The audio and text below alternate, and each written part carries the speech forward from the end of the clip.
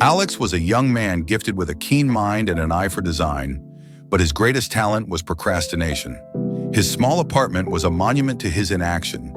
Brilliant sketches of innovative gadgets lay crumpled on the floor, next to a perpetual mountain of unwashed clothes. He wasn't unemployed. He was perpetually about to be employed.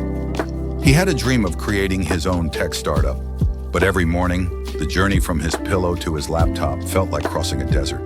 The siren song of the video game console and the infinite scroll of social media always won. One afternoon, his laptop, the one tool he couldn't live without, finally gave up. Frustrated, Alex stomped out into the humid city afternoon to find a repair shop.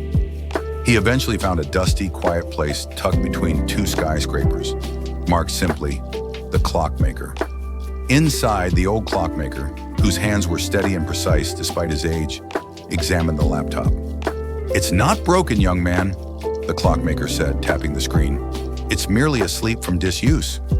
A small circuit has simply chosen to mirror the state of its owner." Alex felt a flush of embarrassment. "Can you fix it?" The Clockmaker didn't answer directly. Instead, he pointed to a corner of the shop where a complex, antique clock stood half-finished.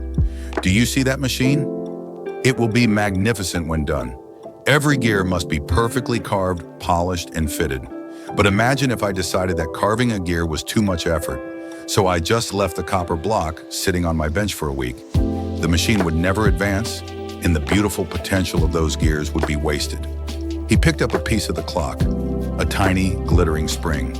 Potential, Alex, is like this spring.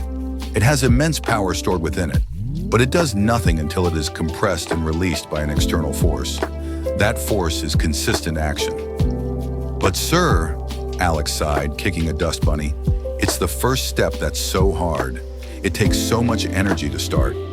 The Clockmaker smiled, a genuine, knowing smile. He reached under his counter and pulled out a small, worn piece of wood.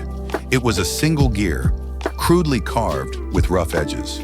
"This was my very first gear," the old man said. "It took me 3 days of agonizing labor, and it was useless. It was ugly, but it taught me one thing. The purpose of the first step is not to achieve the final result. It is simply to create the momentum for the second step." He handed the repaired laptop back to Alex. "Your genius is real, but it is currently captive to your comfort. Don't try to build the whole empire today.